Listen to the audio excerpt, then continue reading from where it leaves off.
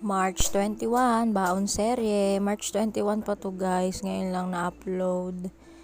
Tapos, yan, papabaon ko kay Ate Abby yung tinapay. Yan yung gagamitin kong molder, yung teddy bear. Ayan. Diinan lang natin siya, yan. Hanggang sa humulma siya na teddy bear. Ayan. Baka nagsawa na kasi siya sa kanin. Baka pati kayo nagsawa na rin sa pabaon ko sa kanya na kanin. Kaya yan. Try naman natin yung tinapay. Yan, yung minold ko lang siya.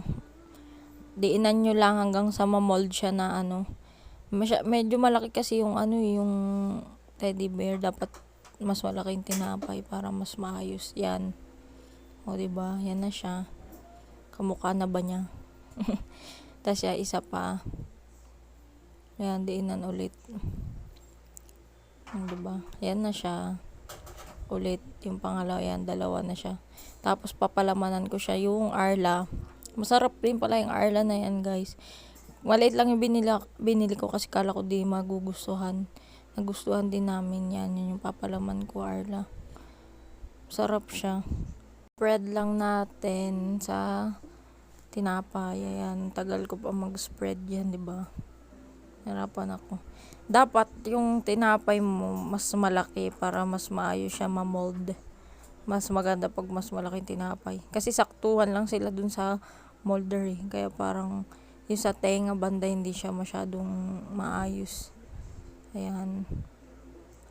Yan na. Tapos yan na. Patong na natin yung isa pa. O diba? Yan lang. Madali lang. Easy lang, diba? Tapos nilagyan ko din ng palaman na Arla yan. Wala kasi akong chocolate, kaya yan na nilagay ko. Ginamitan ko ng chopstick. Tapos gawa pa tayo ng isa, yan. Ayan o. Sakto lang sila, di ba magkapantay lang yung molder tsaka yung tinapay. Ayan na ulit yung isa. Tapos gawa na ulit ng isa pa. Tapos yan lagyan, spread na naman ng palaman. Tapos nag-ano pala ako na, yan, patatas. Tapos iniba ko ng shape, may pabilog. Tapos yung cutter ko na ano, ayan, may pabilog siya. Tapos ginamit ko siya yung cutter na parang curve, ganun, yan. Yan na.